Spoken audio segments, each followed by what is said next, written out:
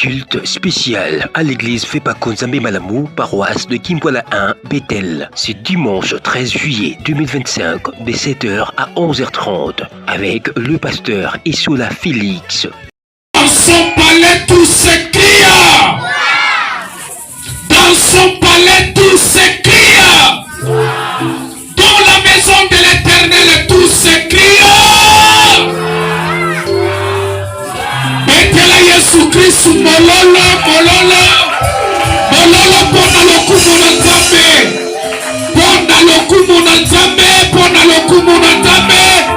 Beta mololo mololo mololo. Amen. Exode. Mokandana Exode chapitre 2 verset na yango 16 qui n'en a 20. Exode chapitre 2, le verset 16 à 20, nous lisons. Les sacrificateurs de Mandia avaient 7 filles.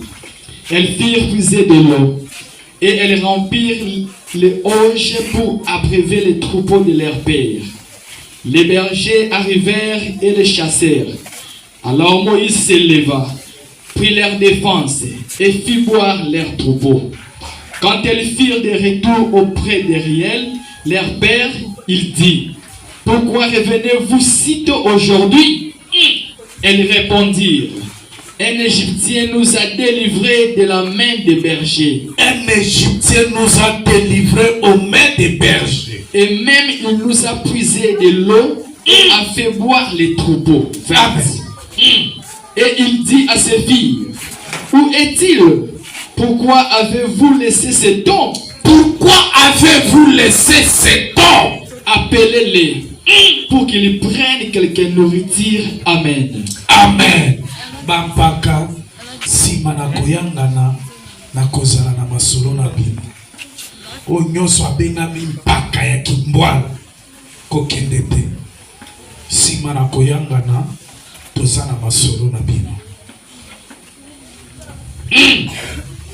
Totangi na Exode chapitre 2 verset 16 qui en a 20. Totangi na kombo na ye. Mutuna likomi na ngai elobi, il prit leur défense. Lobelanga amen. Loba amen. Nganga na Midiani azalaki na bana basi sambo. Nganga na Madia azalaki na bana basi na ye sambo. Tope certifié. Bango bakomaki pe batokaki olimbisi. Bango bakomaki pe batokaki mai pe batondisaki bimelelo mpona komelisa etonga na tata na bango. Bango bakomaki na esika batokaka mai pe batondisaki bimelelo mpona koleisa bampate to pe bampunda na bango. Babateli batelemi bakomaki mpe babimisaki bango. De Mose atelemaki asungaki bango. Tango nyonso bango babandaki koya, soki batoki mai bakosilisa kostoka mai te, babateli baberge bakouta kote mususu bakoya kobenda na bango. Lobelanga ya amen. Nzoka nde tango bango basali kotoka baberge baye, moto moko afandaki pembeni. Yaya kofanda te, soki ofandi de mate ekoumela.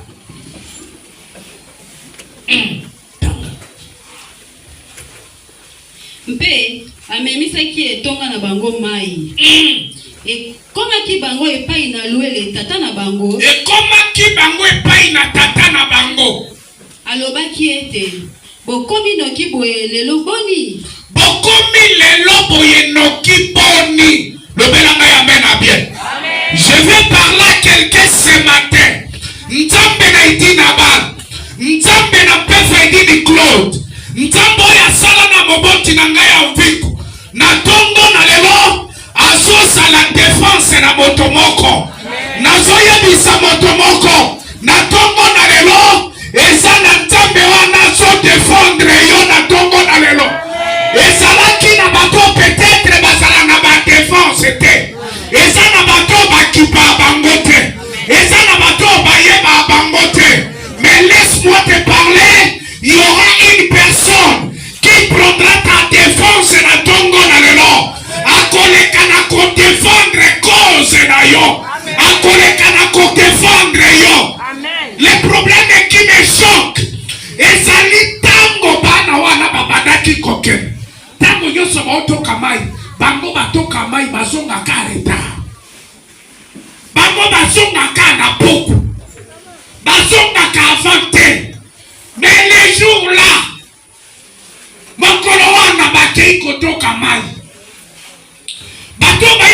bengana bango ba bengani bango.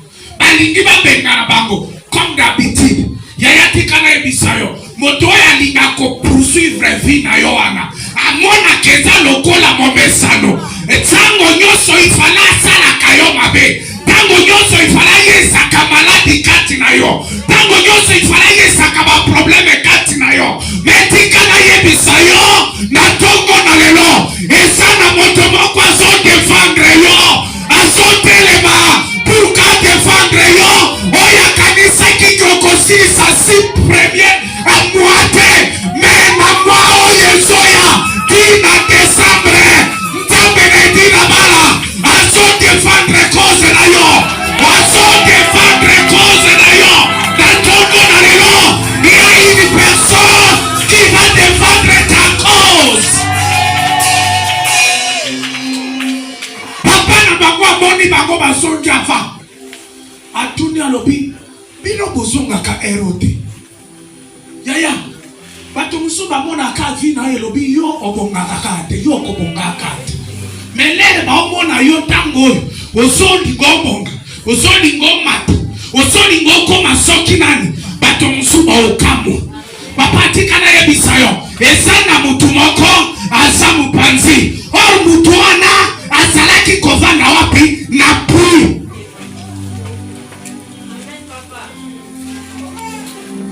Est-ce que le belanga ya mena bien? Le belanga ya mena na yebisa oli kambo. Ezana moto wana apandaki kovana wapi na pui.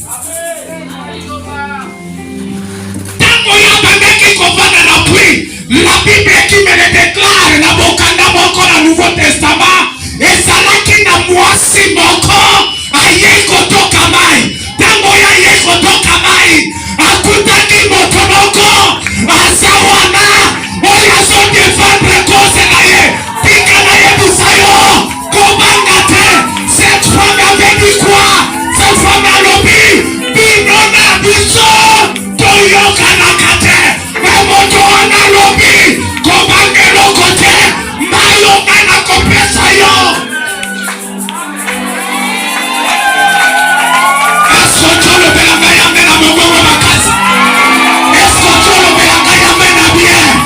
Je vais parler à quelqu'un ce matin. L'homme baye bakayote. Mais il y a une personne qui est à côté. Il va défendre votre cause. Maintenant dans les lots. Tikana yebisayo votre cause. Votre problème a été résolu. Tata wana atuni alobi. Mais mutu wana botiki ye. Nazoye bisamwana moko. Lokola mosali na nzambe. Laisse-moi un peu dire que je vais prophétiser ce matin. Lokola mosali na nzambe. Oyo nyoswa telemela vi na yo. Les dieux de cette église. Les dieux dont je le prêche. Les dieux qui m'a envoyé. Les dieux qui m'a envoyé dans celui qui va te poursuivre. Il y a un défenseur de tous les temps. Le Seigneur Jésus-Christ de Nazareth. Le lion de la tribu de Juda. Et El-Shaddai. Le tout-puissant. Le créateur de l'univers et de la terre. Il est là pour vous comprendre que personne ne te poursuit. Que personne ne te cherche. À côté de toi, il y a une personne. À côté de toi, il y a une protectrice. À côté de toi, il y a un protecteur. À côté de toi, il y a un médiateur. Parlez à haute voix. J'ai un défenseur.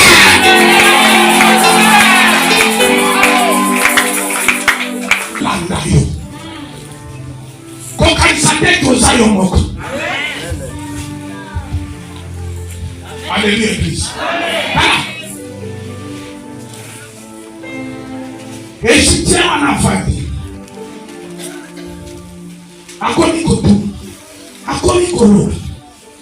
Mais pourquoi dans nos mots chasser là?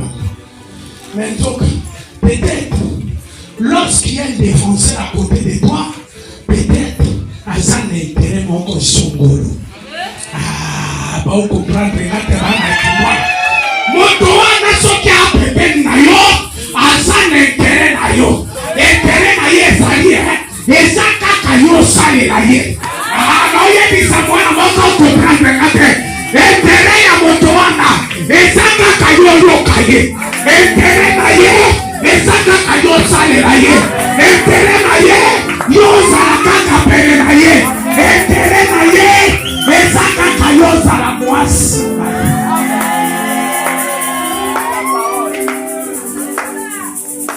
Okolobaki peut-être Moïse azalaki na besoin ya pour ezalaki basi, mais laisse-moi te parler. Toi l'église, si ozali de mwasi ya Yesu, lobelaka ya mena pe loba lisusu amene. Est-ce que tu loba lisusu amene ya mokongo makasi ya kaka verset s'il vous plaît. Amen. Balobaki ete mo Egypte moko abikisi biso na maboko ya babateli. Tikana yebisa yo. Lobelaka ya amen. Peut-être ça na bato bako interpréter ba eni matanga basala. Mais tikana yebisa yo. Même en Égypte, il y a des gens. Attends, balobi que les Égyptiens que vous le verrez, vous ne le verrez plus jamais. Mais laisse-moi te parler. Même en Égypte, il y a aussi les défenseurs. Même en Égypte, il y a les défenseurs. Même en Égypte, il y a les protecteurs. Même en Égypte, il y a les gens qui craignent Dieu.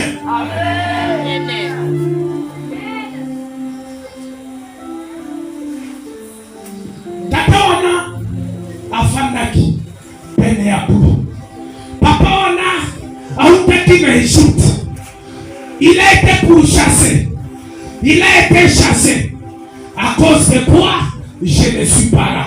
Mais mon problème est que il fut les défenseurs de ces jeunes filles. De ces jeunes filles. De ces jeunes 7 filles. Tikana yebisayo. Ata yo vandi. Ata osalolengeni. Mais zana motori. Ata na libota na yo. Eza na moto ya defendaka cause na bino. Nazoyebisa mwana moko na kibwala. Ata problème oyo ezokomela yo. Ata na ndako na bino ba problème ezebele. Mais eza na moto ya defendaka cause na yo. Eza na moto ya talaka ke mwana oyo azalaka mwana na ngai. Alobaka ata bosali ndenge nini nakotika ye te.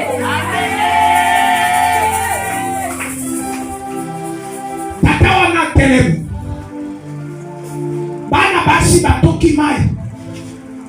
Papa na bawa atuni alobi Ero bino boya ka ero te. Alléluia église. Amen. Tala bato ba buleke yo ata osali nyonso koki kopangwa mate. Alléluia église. Amen. Bato ba préféra komona ka malheur na yo. Bato ba préféra ka komona kolela na yo. Bato ba préféra ka même votre papa propre. Mayere musere na elise za binote. Tala. Ata moboti na yo. Papa ya mamatia. Papa wanazala na matia. Papa jetu. Ndeko matata. Atuni bana na yalobi. Ero. Bino bokomia. Alléluia église. Amen. Non, kobanga. Bana balobi. Non papa. Eza na moto moko. Eza na elobe moko. Eza na ndeko moko. Oyo biso tokokaki kutu te. Mendeko wana. Tango ya telemi. Azala kaka ye moko. Azala kaka batrebele te. Ye moko kaka. Ye elobe na etumba. Soki a telemi. Soki a telemi. Akaba ya kiboni. Bako nyoso bako sala nini. Bako pakata. Bulkana yebisa mwana yo. Ya kibwala. Akaba sola na yo. Esa nelobe moko. Atele maka. Oya zote konde yo.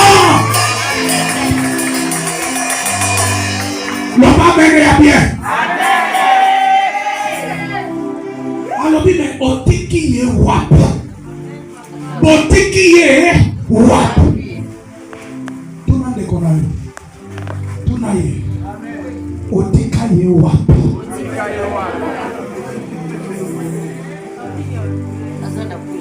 Ntambo yo banda ikobondela otika ye wapi? Ntambo banda ikosalela otika ye wapi?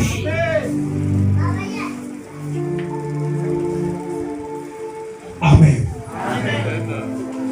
Alobi, bana balobi, alobi.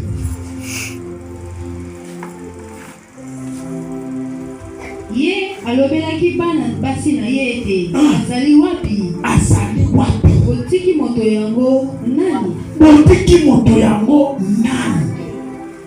Alléluia église. Les kotikana yebisayo. Là où vous êtes, il y a un homme. Yo kana yebisayo lisusu. Tango basi, tango mwasi wana. Yo yebi bisoro yango malaka. Tango mwasi wana. Babandi kosolola na grand frère propre na ngai. Ba yebisi ye. Alobi zonga. Tala, batandi wana batika bango kaka na pui. Ya tika la kaka na pui. Lobela ngai amena bien. Mario Sheza Pongo. Moto ana tika la wapi? Na pui kaka. Est-ce que ça moto moko comprendre là? Et ça moto ana tika la kawapi? Na pui. Ya tika la kawapi? Na pui. Ya. Moto ana tika la kawapi? Na pui. Atika la kana libulu amai. Maka wapi? Moto ana tika la kawapi? Atika la kana libulu amai. Yoka. Ayebisi moto wana, ayebisi mwasi wana. Alobi kende. Alobi na kende, ayebisi kende kozwana ni mobali na yo. Alobi na mobali tafi, alobi effectivement. Moto wana atika la kawapi? Napui. Moisa atika la kawapi? Napui. Deko, tika na yebisa yo, na vi na yo. Ata osani ndengeni, okokuta ekaka na liziba. Yango tobenga ke liziba na bomoi. Yango tobenga kaye liziba na bomoi. Yaya kokima ka liziba te. Awa desika lobi kwezaka. Ata okei, yeba tokokita wapi na liziba. Ata usani nyoso, okoya wapi na liziba. Ata obati wapi, okosala nini, okoyoka posa ya kopela mai, okokita wapi. Nzambe apambola mokolo.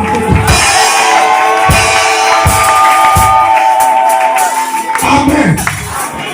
Pele malikolo.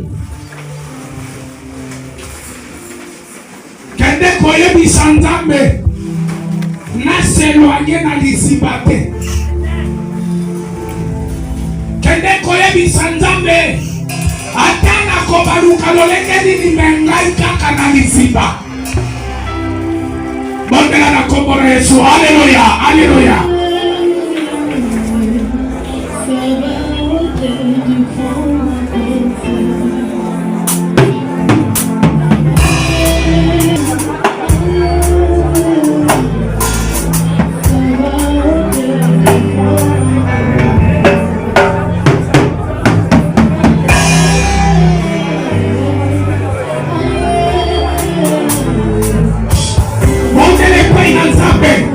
Kende koyebisa